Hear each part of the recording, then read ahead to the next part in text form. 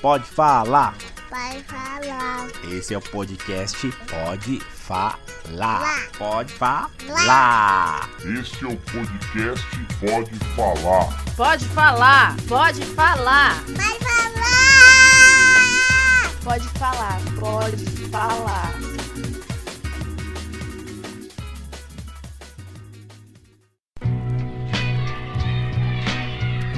Este é o podcast Pode Falar, um programa de spoken word, poesia falada, slams, hip hop, literatura, periferia.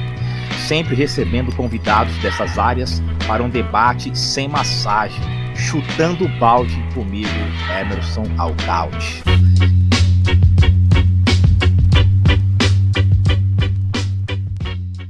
No programa de hoje falaremos sobre poesia lusófona. Para falar sobre esse assunto, trouxemos aqui o Carlos Guerra. Carlos Guerra é doutor em Ciências da Comunicação pela Universidade de Coimbra, Portugal, com tese sobre rap como ativismo político no espaço lusófono, estudos de casos no Brasil, Portugal, Angola e Moçambique. Rapper com atuação em 3 continentes, fundador do Slam Mossoró, finalista do Slam Portugal em 2017. Palestrante e organizador de eventos unindo o rap e a academia em locais como Universidade de São Paulo, na USP, Universidade de Salamanca, na Espanha, e locais como Gente, Bélgica e Maputo, Moçambique. Salve, salve, Carlos, beleza? Beleza, Emerson. Prazer estar aqui com você nesse papo e também com todas as pessoas que estão assistindo esse podcast. É nóis, mano. Obrigado aí por ter aceitado. Bom, vamos lá, né? Já falei que você aí é um pesquisador, né, mano? Além de rapper também, mora na região de Mossoró. Eu queria que você começasse com a sua... apresentando para nós aí como que foi o seu doutorado que você fez em Coimbra, ligando o rap e o ativismo político nesses lugares onde se fala português. Mano, como você disse que é gravado, então eu vou lhe dar uma dica aí, Tá. para não ficar... Porque assim, Carlos Guerra é meu pai, né? Eu uso pelo menos o Júnior sempre. E Ghent na Bélgica. Também se o pessoal escutar assim, vai saber que... Quer fazer novamente? Não conhece. Ghent? É Ghent. Tá bom. Então vamos de novo, então. Carlos Guerra Júnior. É melhor. Tá Não tinha visto essa parte, não. Porque Carlos Guerra é meu pai, né? Beleza. Beleza. Vamos lá? Então, No programa de hoje falaremos sobre poesia lusófona. Para falar sobre esse assunto eu convidei o Carlos Guerra Júnior. Ele é doutor em Ciências da Comunicação pela Universidade de Coimbra, Portugal, com tese sobre rap como ativismo político no espaço lusófono. Estudos de casos no Brasil, Portugal, Angola e Moçambique. Rapper com atuação em 3 continentes. Fundador do Slam Mossoró, finalista do Slam Portugal em 2017. Palestrante e organizador de eventos unindo rap, academia, e em locais como a USP, Universidade de Salamanca, na Espanha, e locais como Gente, não sei se é assim se pronuncia, né? Na Bélgica, e em Maputo, Moçambique. E aí, Carlos Guerra Júnior, você aí, já apresentei aí, né? Tudo bem contigo?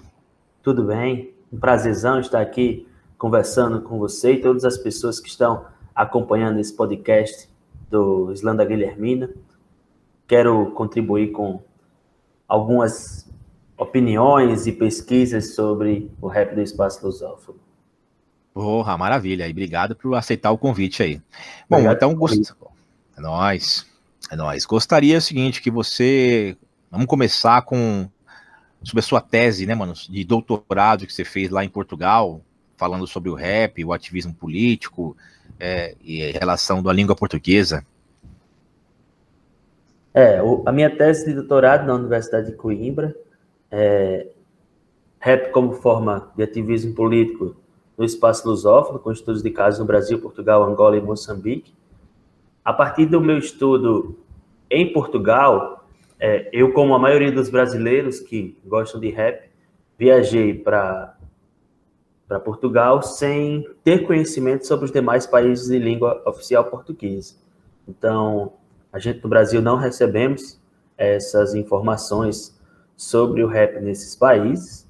Então, a partir do mestrado que eu fiz sobre a relação de rappers brasileiros com os veículos de comunicação, voltado naqueles rappers que rejeitam entrevistas para os meios de comunicação, sobretudo a Rede Globo, como, por exemplo, o GOG e o Marechal, foi isso que eu estudei no mestrado, eu consegui perceber a ligação de um novo universo do rap para mim, que são os demais países que falam a língua oficial portuguesa. Então, Angola, Moçambique, Portugal. Além disso, países que também foram colonizados por Portugal, como Cabo Verde, Guiné-Bissau, mas que o rap é em língua crioula.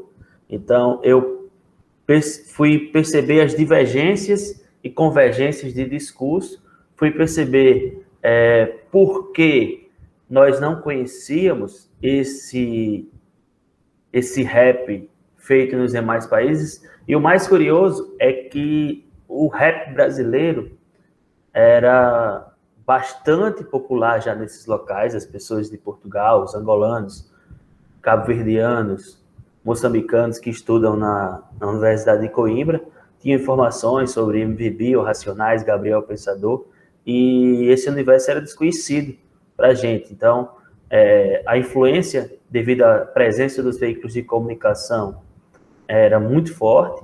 O rap do Gabriel Pensador, ele, inclusive, se tornou um dos mais ouvidos nesses países, impulsionado pelas gravadoras na época do lançamento das músicas de sucesso de Gabriel Pensador, 1993, 1994.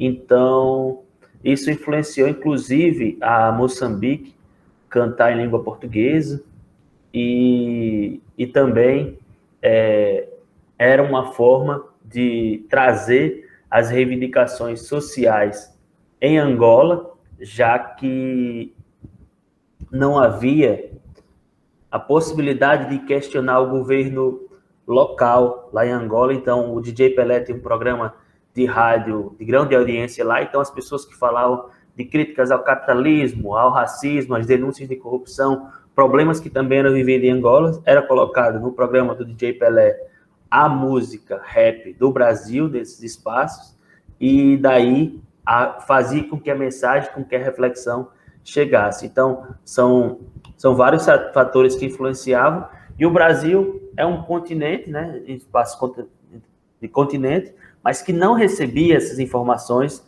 de países que passaram por um mesmo histórico de sofrimento, de colonialismo. Então, é um déficit que o Brasil tem de não conhecer os seus irmãos e irmãs, e que deve ter cada vez mais iniciativas para criar para conhecer a Irmandade e conhecermos nossa própria história, nossa própria família dos africanas que estão em Angola, em Portugal. Eu, quando viajei a Moçambique, eu percebi um sentimento de irmandade muito forte, que eu nunca tinha visto em nenhum outro local que eu tinha viajado, justamente por causa da presença dos veículos de comunicação nesses locais, a presença de veículos de comunicação do Brasil nesses locais. Por exemplo, a Record, que lá é segunda colocada lá em Moçambique, com a mesma programação, muda um ou outro jornal, e a TV Miramar, ou com as novelas da Rede Globo. O nome é TV Miramar, mas a programação é da Record, o gerenciamento é da Record. Então, é a segunda colocada na audiência lá, é a Miramar, Record. E também as novelas do Brasil, elas influenciaram na primeira colocação dos veículos de comunicação de Portugal, quando parou de existir apenas a RTP. Isso falo em 1995, só havia a televisão pública, até a primeira metade da última década do século passado. Então, passou muito tempo havendo só a televisão pública, criou-se a SIC e a TVI, dois canais particulares para a concorrência, e quem comprasse as novelas brasileiras garantia o primeiro lugar de audiência. Então, vê-se a influência da cultura brasileira nesses locais, até mesmo em Portugal, que foi responsável pela colonização, mas essa questão das novelas brasileiras existe em todo o espaço lusófono, e o rap foi mais um desses produtos culturais que chegou lá, mas também se a gente for ampliar para a questão musical, os músicos brasileiros são bastante conhecidos. Lá, quando conversei, por exemplo, com a Adriana Calcanhoto, ela disse que só conseguiu perceber a dimensão, como a mensagem chegava nesses países, quando viajou para esses países, devido à forte presença cultural e dos veículos de comunicação do Brasil. E você acha que... por que aqui no Brasil as pessoas não escutam rap de Moçambique, de Angola? São vários fatores, né? Assim, primeiro, o Brasil tem um índice de produção também muito grande, e também existe lei no Brasil para haver um mínimo de produção de música local e de produção cinematográfica, de produção cultural nos veículos de comunicação que são instalados no Brasil. Então, os veículos de comunicação, eles devem passar mais de 70% de produção brasileira. Então, tem esse fator de proteção cultural, e também acredito em fatores, esses já são... Acredito no próprio etnocentrismo do Brasil acredita na autossuficiência, não conseguir perceber a história, e também a história não ser contada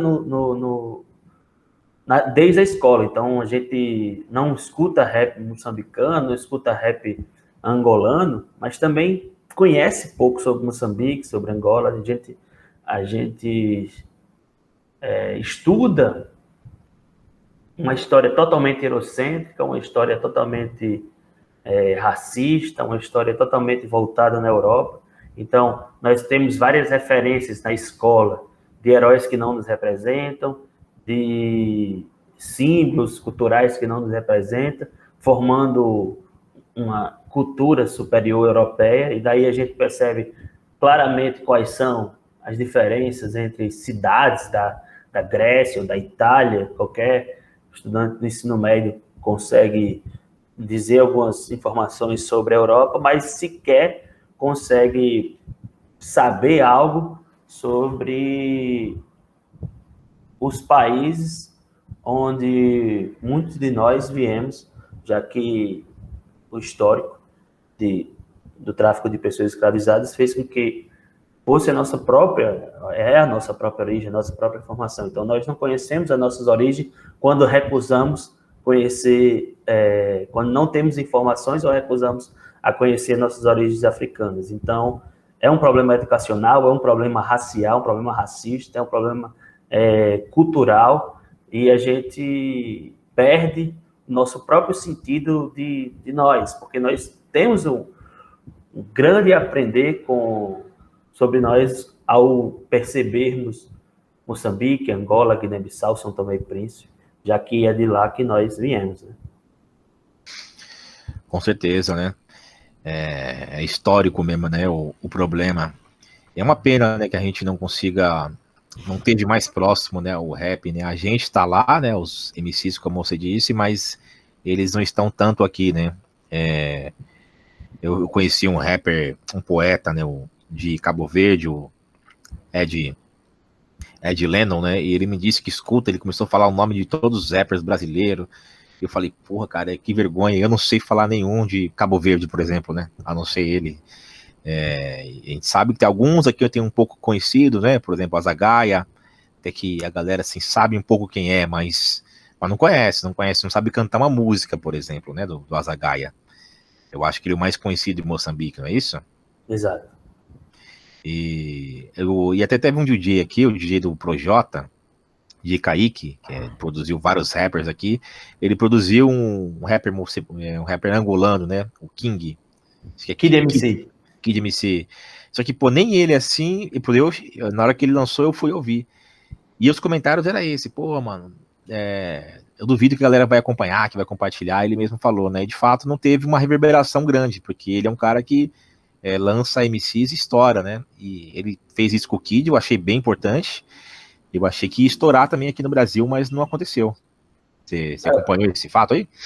Sim, é assim, um dos grandes motivadores, provavelmente o maior motivador da ligação entre o rap brasileiro com os demais países de língua oficial portuguesa, com os demais países que passaram pelo histórico de colonização em Portugal, seja o Vinícius Terra, que ele criou o Festival Terra do Rap em 2013, 2014, e teve grande dificuldade para conseguir financiamento.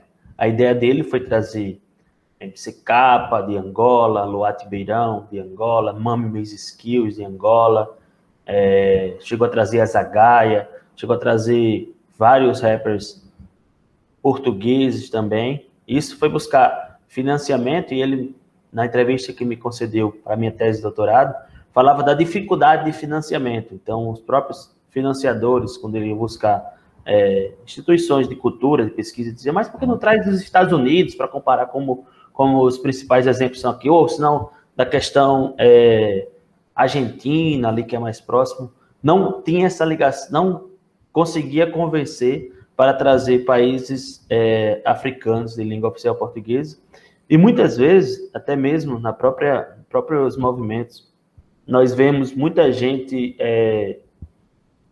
reivindicando por toda questões, todo o seu histórico, por toda a sua identidade, a questão afro-brasileira, mas que também procura saber pouco sobre a questão africana mesmo, as diversas questões africanas em si. Então, o que eu iria complementar é que, dentro do projeto do Terra do Rap, aí o DJ Kaique foi convidado como um dos DJs, um dos beatmakers. Então, daí ele passou também a conhecer mais e convidar mais rappers de outros países que foram colonizados por Portugal. Convidou a Zagaia, convidou o Kid MC, convidou o pessoal do Força Suprema, que também são angolanos, apesar de morarem em Portugal. Então, o Kaique também, de certa forma, participou ali do Terra do Rap e teve esse conhecimento e viu a grandeza que era, em termos de lírica, em termos de flow, em termos de temas, em termos de resistência cultural e social, o rap desses países. Pode crer.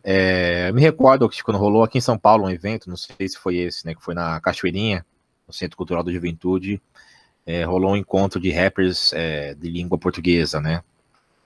Não sei se foi esse exatamente, mas a galera comentou. Aí ouvi falar do Azaghai, do Kid MC, até então eu nunca tinha ouvido falar também, né?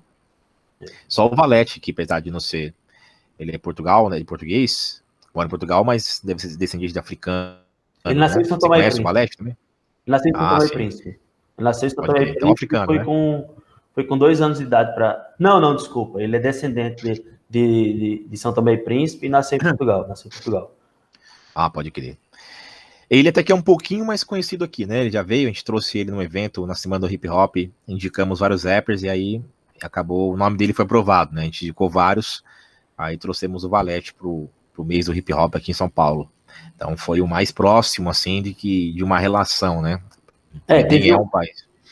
Oi? Pode falar. Teve um álbum, né, do Valete com a Capicua, rapper portuguesa, e Rael e Emicida fazendo o Língua Franca, até mesmo para aumentar essa difusão do rap português aqui. Pode crer. Eu vi também, o Emicida se aproximou do Valete, inclusive foi ele que trouxe também, né? Foi a Laboratória Fantasma que que fez a mediação aí burocrática, né? Essa foi uma indicação do movimento e eles entraram aí com a empresa deles.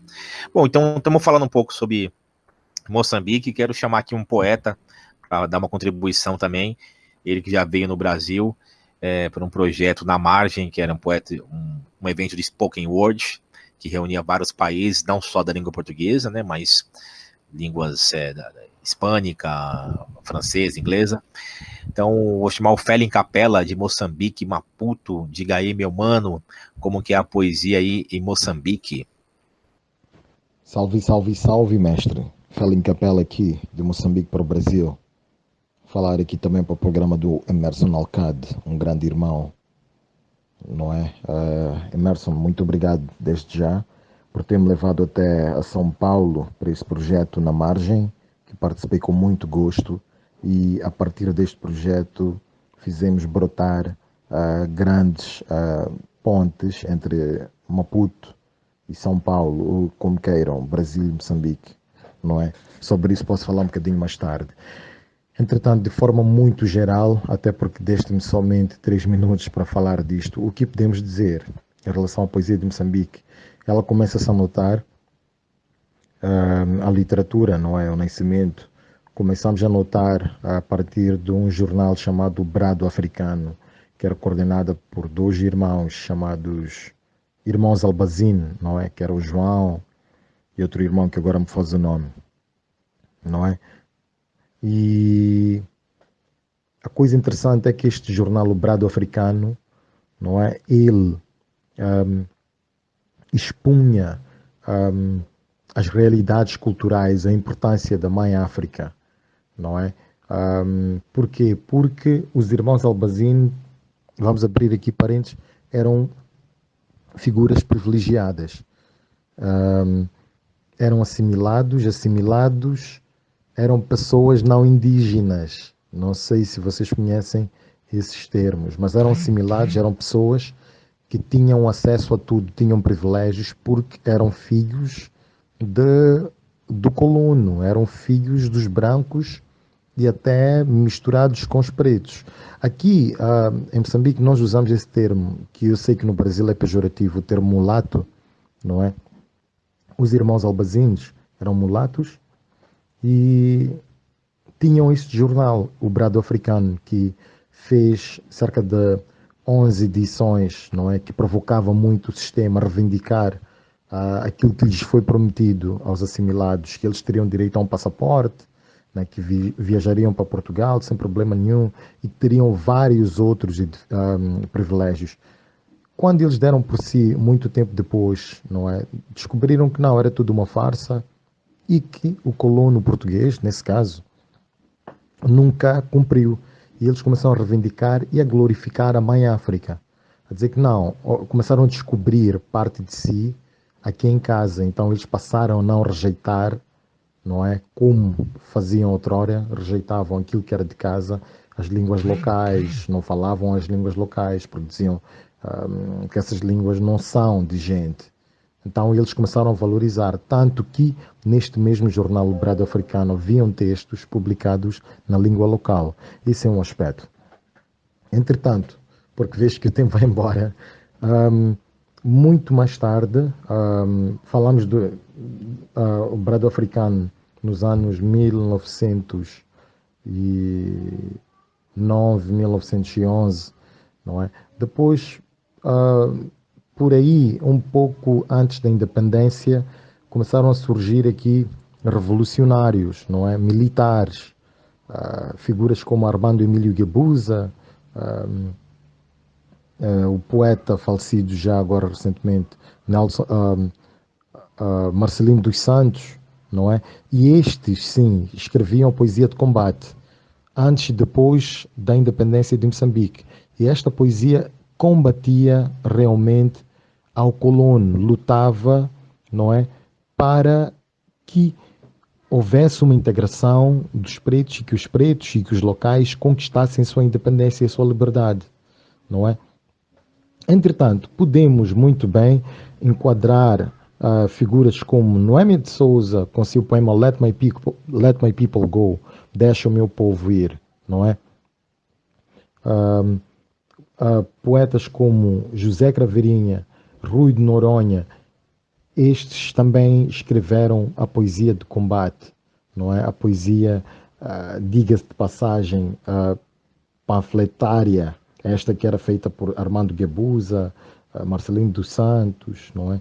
E muito mais tarde, quando se alcança a independência de Moçambique, em 1975, a coisa muda, porque funda-se a partir da Associação de Escritores de Moçambique, que foi uma agremiação também apoiada pelo governo português, neste caso, que estava farta da literatura dita panfletária, que era a literatura esta da poesia de combate, não é? Surgem, entretanto, escritores como Eduardo White, não é? Grandes escritores. Edward White era branco, entretanto escrevia poesia erótica, escrevia sátira e tal. Mas também surgem escritores como Armando Artur, Juvenal Buquana, Ungulano Bacacossa, que é, para mim em particular, um dos maiores escritores que Moçambique tem. Surgem escritores como Mia Couto, não é? Carlos Paradona, Filimón Meigos, Pedro Chissano. Essa juventude toda começou a militar, a escrever na revista Charrua, não é? Entretanto, escreviam e criticavam também um bocadinho daquela fuga que o pessoal que escrevia poesia de combate estava a fazer, diga-se de passagem. Entretanto, houve também uma espécie de uma apropriação dos órgãos de comunicação social, da imprensa. Quem estava lá a escrever eram as mesmas pessoas.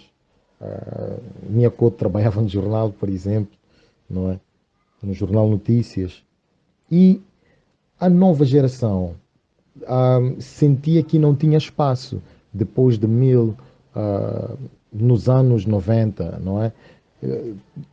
Este grupo, a Charrua, ele aparece nos anos 84 a 86 e eles lançam poetas tais como esses que nós já referimos, o Armando Artur, Juvenal Buquana. Eles publicaram nestas revistas. Entretanto, nos anos 90, um grupo de jovens fartos também de não serem publicados pelos mais velhos, que era esta geração Charrua, decide fundar a UNI, a União Nacional de Escritores. De recordar que já existia em Moçambique a Associação Moçambicana de Escritores, que era dirigida pelos mais velhos. Os mais velhos, a UNI pensa que os mais velhos não davam espaço a esta nova geração. Entretanto, nasce a UNI reivindica o seu espaço, escreve tomando a liberdade, escreve sobre tudo, critica a todos, critica os mais velhos e escreve aquilo que pensa, não é?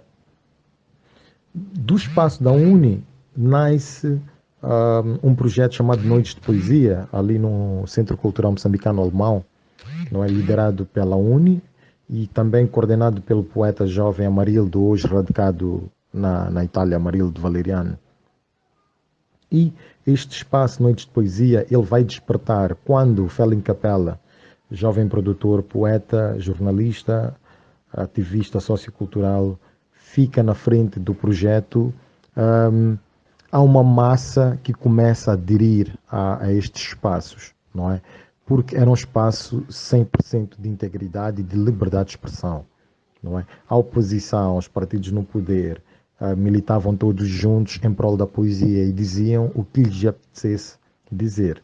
Então, esta foi a fase em que a literatura jovem moçambicana, em particular, para a palavra oral, o spoken words, o Islã aqui em Moçambique, ganha o seu espaço e conquista, de facto, não é? Só para ter exemplo, passam de cerca de 15 anos que nós coordenamos este espaço chamado Noites de Poesia e deste projeto nasceu o projeto Poetas da Alma, que no ano passado, em 2019, celebrou ou realizou o seu primeiro festival aqui em Moçambique e que contou com cerca de 8 poetas do Brasil, incluindo Clayton Mendes, não é? Que o Clayton foi-me apresentado pelo Emerson Alcade, que me levou também para o Brasil para o projeto Na Margem, não é? Há cerca de 2 anos atrás. Então, esta dinâmica da interação entre os povos brasileiros e Moçambique, eu penso que ela está mais ativa agora, até porque as redes sociais facilitam. Então, o estágio da literatura moçambicana, neste momento, diga-se de passagem, ele está a conquistar o seu espaço, porque também não somos um país com tanta liberdade assim hoje, não é? Podemos até dizer que vivemos uma mini ditadura ou uma ditadura. Até há um medo aqui em escrever e libertar os seus pensamentos. Entretanto, os poetas são as antenas da sociedade e através das artes e letras, da palavra oral, eles vão se libertando e o país vai acontecer assim, não é? Em geral, pode-se dizer que a literatura é de bom boa saúde. Se me pedirem para recomendar alguns escritores populares aqui de Moçambique, podemos falar da escritora Paulina Chiziane, que é a primeira mulher a escrever um romance em Moçambique, não é? E é a mais popular e a mais traduzida também em Moçambique, não é? Mas temos escritores aqui como Mia Couto, que são subejamente conhecidos no Brasil, Ngulano Bacacossa, temos jovens aqui muito bons, como Álvaro Taruma, não é? Temos uma revista aqui também que trata desta questão da literatura, que são os literatas, que fizeram uma revolução também na escrita, não é? E conquistaram o seu espaço depois da geração da Uni, não é? Entretanto, em termos gerais, é basicamente isso. É basicamente isso. A literatura moçambicana está aí. E, em particular, o Festival Internacional Poetas da Alma, Festival de Poesia e Artes Performativas, ele está aberto para receber artistas do Brasil, para intercâmbios. Então, no dia 25 de maio, vamos celebrar o Dia da África e abrimos as portas para poetas do Brasil e até escritores, pensadores que queiram fazer um intercâmbio conosco, que queiram participar. Vamos fazer um sarau através da plataforma Zoom, que também será traduzido em direto, transmitido em direto, assim queria dizer, para as plataformas como o Facebook e até YouTube. Muito obrigado, Emerson, pelo espaço e um grande abraço de Moçambique. Felin Capela, a.k.a. Poeta do Diafragma. Até já. Certo, esse foi o Felin Capela.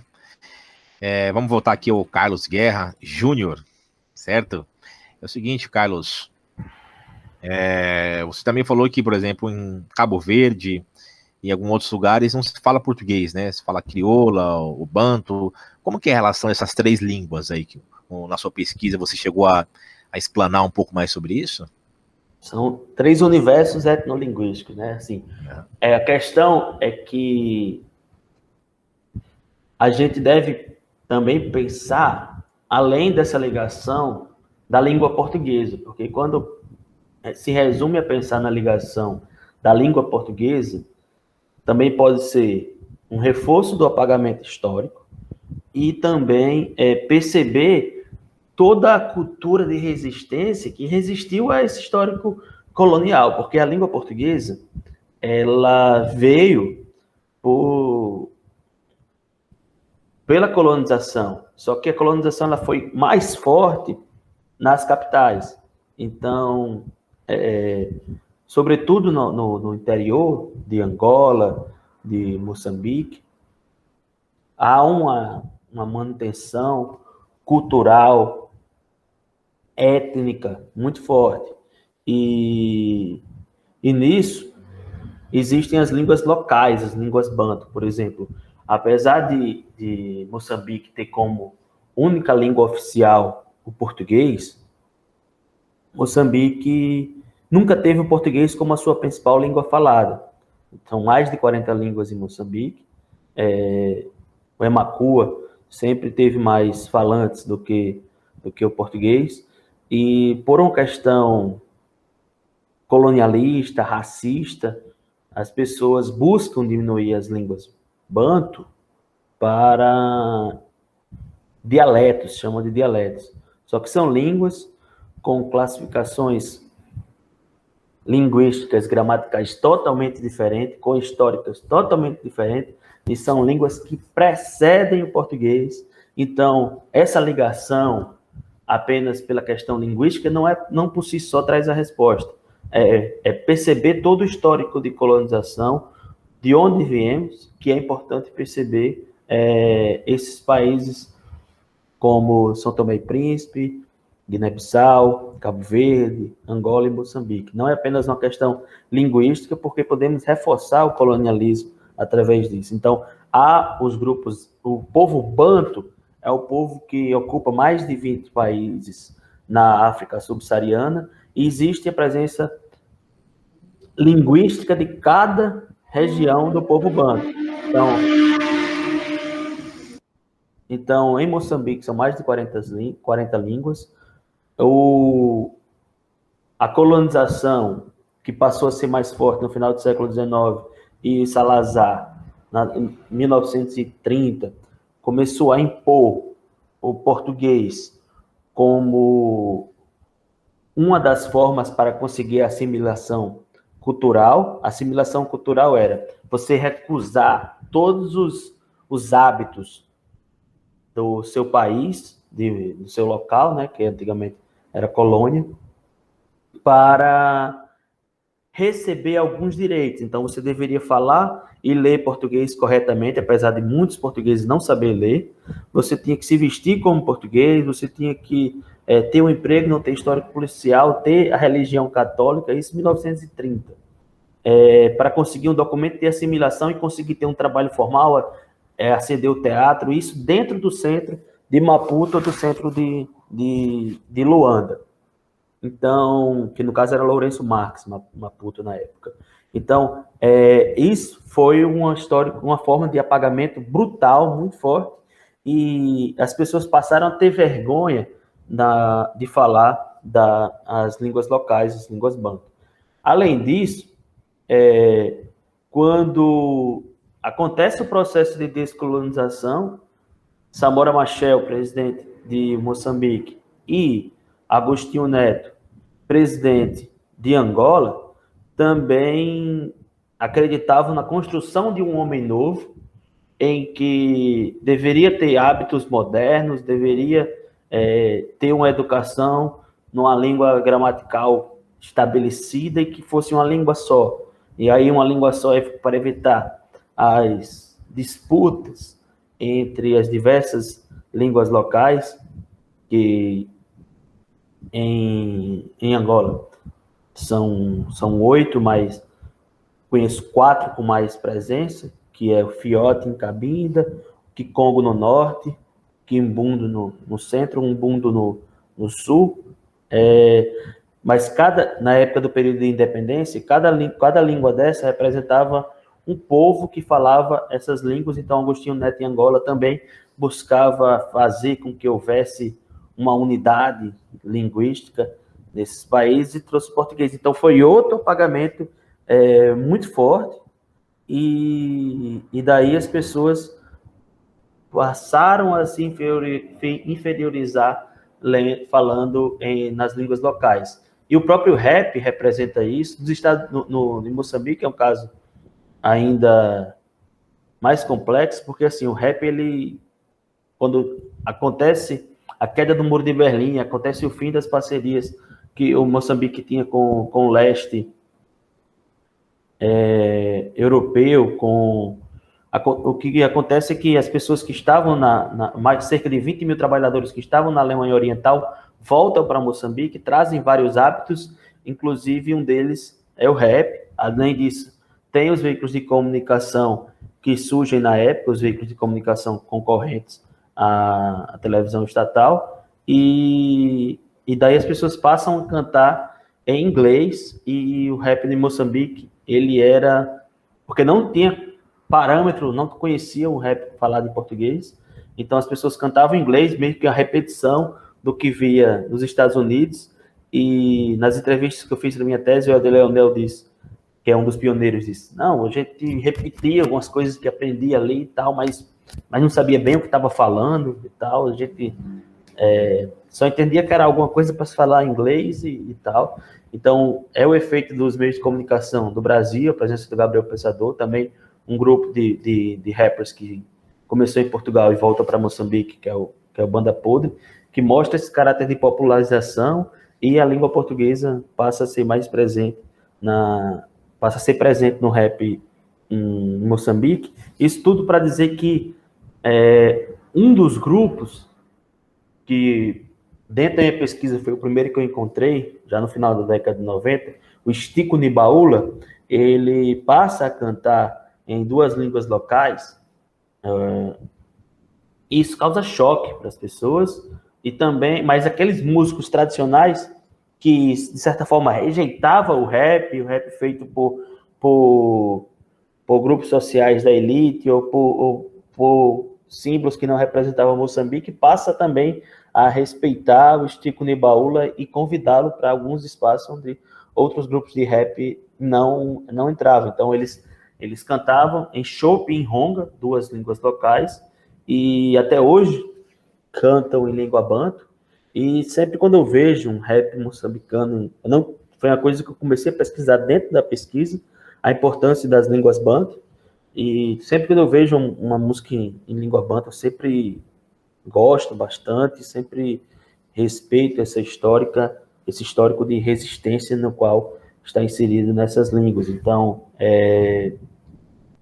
seja música em cena, manique, chope, ronga. Em Moçambique, a grande presença das línguas locais, línguas banto, nesse país. Já em Angola, há menos presença das línguas locais, mas estou fazendo a gravação com um rapper local do norte de Angola, que vai fazer uma participação em Kikongo, uma parte da música dele vai ser em Kikongo. Também estou fazendo com um que canta em cena, lá em Moçambique, e para mostrar que, apesar das diversas línguas, diversas formas de expressar, a gente pode denunciar as opressões, o fascismo, o racismo, e numa união linguística nisso. Então, em Angola, há menor presença, mas há muitos rappers que usam samples de cantores do passado que cantavam em Quimbundo para mostrar essa representação. Muitas vezes porque não conhece mesmo. Conversei com Luati Beirão, por exemplo, ele disse que é uma das grandes falhas que ele sente como angolano é saber falar fluentemente o inglês, o francês, e não sabe falar uma outra língua local.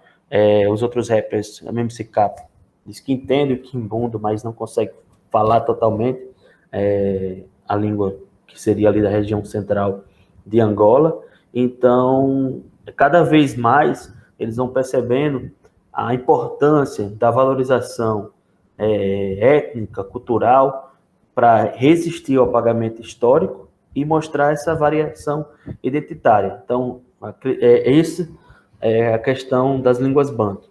E já as línguas crioulas, porque assim, Cabo Verde, ele quando chegou em Cabo Verde, não havia habitantes nas 11 ilhas de Cabo Verde. Então, foi povos trazidos das demais colônias para fazer um processo de colonização em Cabo Verde, e daí Portugal teria, de certa forma, mais força, digamos assim, para obrigar as pessoas a falarem português e daí serem totalmente compreendidos e fáceis de dominação. E a língua crioula, ela já nasce na resistência, que é uma língua que é uma mistura de várias línguas, do português com várias línguas africanas, e ela nasce de forma estratégica de criar uma língua que pareça com o português, mas que servisse de resistência para não ser entendido alguns códigos. Então, as pessoas dizem, mas parece com o português. Porque o processo de criolização, o processo de mistura linguística, o processo de criolização, ele não é restrito a Cabo Verde ou a Guiné-Bissau, ele é um processo que existe na América Central, mas por outros motivos, por motivos de facilitar na comercialização. Então, o inglês com língua local. Então, esse é um processo de criolização, mas no caso específico de Cabo Verde, ele já nasce com o intuito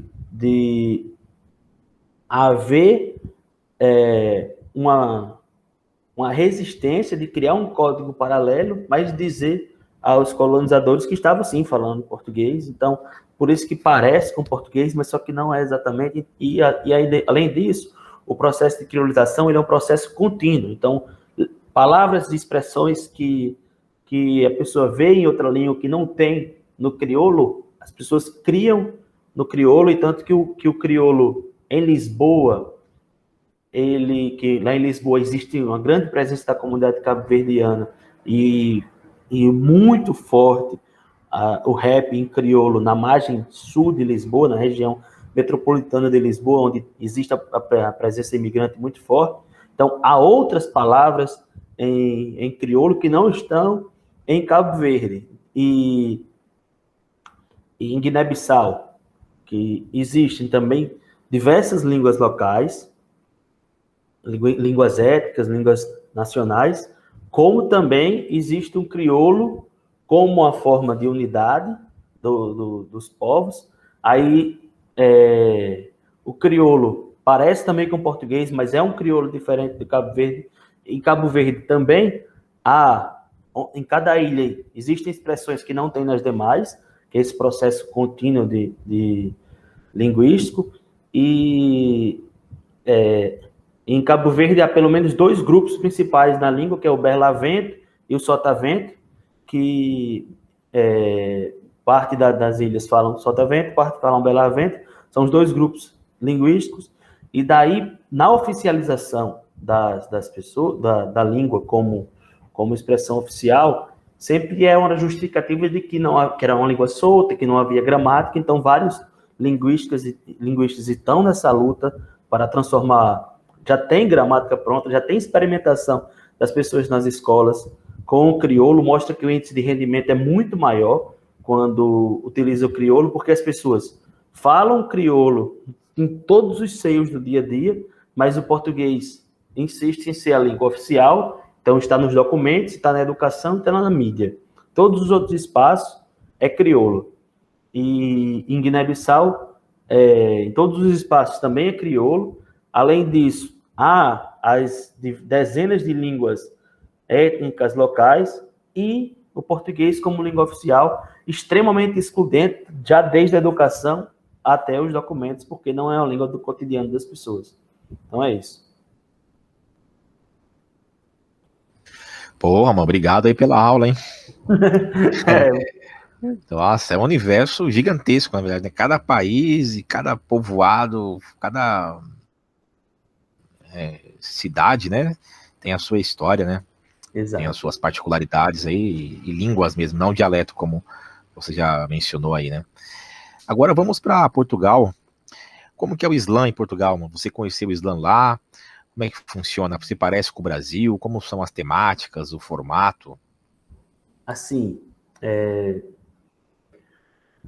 em Coimbra, especificamente, onde eu participava, mais efetivamente a cidade onde eu morei, e onde havia muita presença de brasileiros e brasileiras, a gente tinha muita referência do Islã da Guilhermina, do Islã da Resistência. Então, pessoas que, inclusive, participaram de Islãs no Brasil, estavam participando de Islãs em Portugal, em Coimbra. Então, lá, podemos dizer que havia a influência maior do Islã do Brasil, pela própria presença dos brasileiros, mas também havia uma mescla com outros temas, algo muito mais voltado para o teatro do que naquela palavra de resistência mesmo. Tipo assim, independente do tema, havia algumas outras pessoas que buscavam mais a questão da interpretação, da performance em si. E nas outras cidades portuguesas, como Aveiro, como no Sul, no Algarve, pessoa que veio participar também do Islã Coimbra, que a gente convidava pessoas que haviam se destacado em outras cidades para fazer uma apresentação em Coimbra e a gente conhecer essas apresentações também. Sempre eram 2 pessoas convidadas para abrir o Islã Coimbra, e a gente percebia mais essa questão da interpretação, às vezes falando de uma maçã, de uma janela, de uma árvore. Então, não uma questão exatamente voltada para a resistência, como tem aqui a palavra, a poesia marginal presente aqui no Brasil. Então, algo muito voltado para a questão de interpretação, muito lúdico, mas assim, uma performance que chama atenção e que envolve, assim, para a gente perceber o começo e o final de uma história. Muitas vezes é uma contação de história também. E também eu fui participando de outras cidades. Participei na margem sul, levei uma letra de bastante resistência, participou eu e Renan Inquérito, ficamos nas 2 primeiras posições, cada um com uma letra pesada, e o pessoal gostou bastante lá na Margem Sul quando participamos, mas quando fui para Aveiro, falei sobre questão da religião e da imigração. Algumas pessoas saíram da sala, inclusive a jurada, vem falar dessas coisas do Brasil, capa. Tipo assim, começou a reclamar, porque eu estava falando do quanto os imigrantes sofrem lá, e recebi nota baixa. Fiquei em último lugar. Não, falou, isso é uma expressão que ela falou reclamando.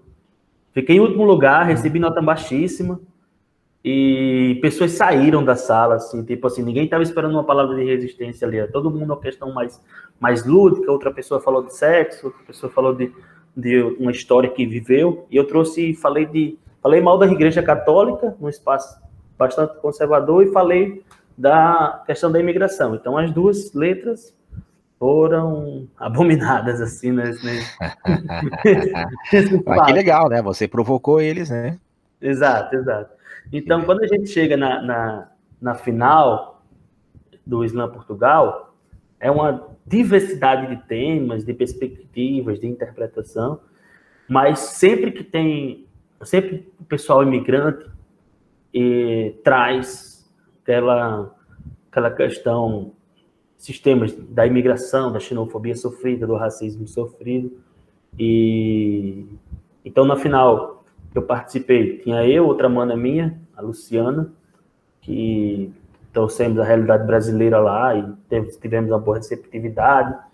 Um mano que ficou em 3º colocado, de Guiné-Bissau, também trouxe a realidade de que é ser guineense, negro em Portugal, e teve uma boa receptividade, mas não era uma tônica geral, não era assim algo geral. Então, teve uma mana portuguesa que trouxe também a realidade da questão dos salários mínimos, que estavam em dificuldade no país e que não dava para viver com salário mínimo para sustentar uma família toda.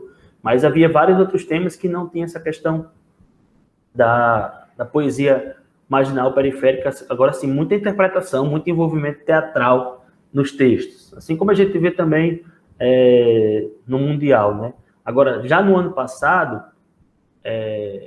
no Slam Portugal, já estava aqui quando aconteceu a final do Slam Portugal, foi Gabriel, o Lucerno do Moco, angolano, em 1º colocado, e a Magiu, brasileira, em 2º, e os 2 trouxeram palavras de resistência e conseguiram resultados interessantes, mas há várias outras poesias, assim, há uma multiplicidade de temas nesses locais, assim. Às vezes porque não sentem essa questão racial, econômica, colonialista, na zona de conforto que estão. É outra realidade também, né? Exatamente. Você falou, acaba trazendo esses temas os imigrantes, né? Ou quem está numa situação de exclusão, né? Quem está um pouco mais confortável, nasceu ali, né? Consegue trazer outros temas, né? E como é que foi criar o Slam Mossoró? Numa região do país que nem tem tanto Slam, né? No Nordeste tem poucos, e no teu estado, no Rio Grande do Norte, não tinha Slam. Como foi criar um Slam no interior? Foi assim, o Slam Mossoró,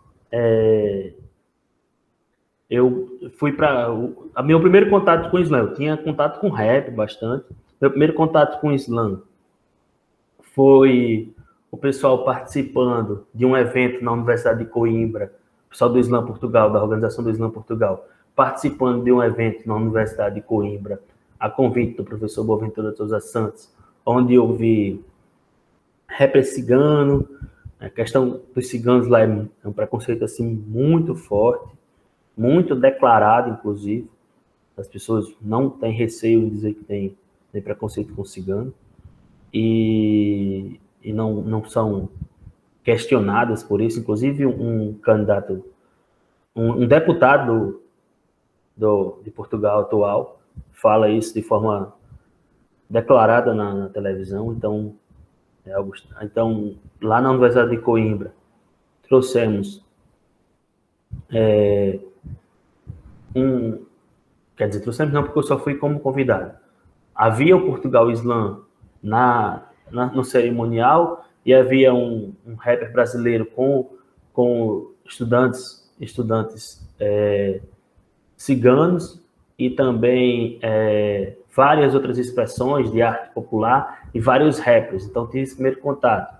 Depois disso, no ano seguinte, estava eu e Renan Inquérito fazendo um show para mudar a lei da nacionalidade lá em Portugal, porque quem nasce em Portugal não é automaticamente português se for filho de imigrantes. Então, depois de colhermos mais de 4.000 assinaturas fazendo um show de rap com imigrantes em vários locais de Portugal para conseguir assinaturas, o objetivo era abolir qualquer pré-requisito para quem nascesse em Portugal e já automaticamente ser português. As pessoas a gente conseguiu apenas diminuir de 5 para 2 anos. A pessoa tinha que estar 5 anos regular para conseguir registrar o seu filho português, e passou a diminuir para 2. Mas isso quer dizer que é regular. Aí muitas vezes as pessoas não conseguem estar regular, mesmo cumprindo todas as obrigações, não conseguem estar regular por não ter o dinheiro para pagar a documentação, por não estar com o trabalho, e daí o pessoal complica os serviços estrangeiros e fronteiras. Então, às vezes, a pessoa passa a vida toda, só conhece Portugal e não é português. E daí eu estava nesse show, uma pessoa do Islã Portugal me convidou para participar lá na Islã da Margem Sul, e daí, da Margem Sul, eu participei em Aveiro, Coimbra, comecei a conhecer mais ali o Islã, e também buscar o Islã do Brasil, fui buscar saber quem eram os principais nomes do Brasil e etc. Então, e as pessoas também, quando a gente criou o Islã em Coimbra, porque também participei do processo de criação do Islã em Coimbra, eu nunca virei organizador, porque queria competir, né? Então, outras pessoas assumiram a organização. Então, a gente foi estudando ali as diversas formas de fazer Islã, para fazer o Islã em Coimbra, e fomos visitando as outras cidades. Para daí a gente, quando eu fui fazer a minha pesquisa, que já previa uma pesquisa em São Paulo, em Moçambique, para entrevistar os rappers, eu fui lá no Só Falar e cheguei, olha, participei da final, cheguei, falei com você antes no Facebook, procurei Clayton. Então, os nomes que eu fui vendo ali, eu fui escrevendo no Facebook para tentar falar, para tentar entender como era o Islã em São Paulo, qual eram as regras do Islã em São Paulo, para trazer para Mossoró. E o interessante é o seguinte, é que eu já tinha essa questão de ser fã do rap e tudo isso, mas não produzia. E só passei a produzir mais rap lá em Portugal, porque aqui eu me senti um sozinho aqui em Mossoró, que fazia rap, não conhecia ninguém. Então, nisso daí, foram as pessoas daqui, o Lucas Rafael, que foi o primeiro a me procurar, assim, para saber quem era eu que estava fazendo rap em Mossoró. Foi o primeiro representante de Mossoró no Islã São Paulo, né, no Islã Nacional em São Paulo. Então, eu juntei essa necessidade que o pessoal me procurou, porque me viu na mídia uma matéria sobre um rapper moçoroense, utilizando o nome Mossoró em Portugal, o fato de eu fazer o Islã, e a oportunidade que eu tive de fazer a pesquisa em São Paulo. Conversei com você, mais com você, um pouco com o Clayton Mendes, e percebi qual era a formatação, e já cheguei em Mossoró com esse evento. Eu só ia passar um mês aqui em Mossoró, então passei ali 3, 4 dias conversando com a família, depois já fez a reunião para montar o primeiro Islã na minha casa mesmo.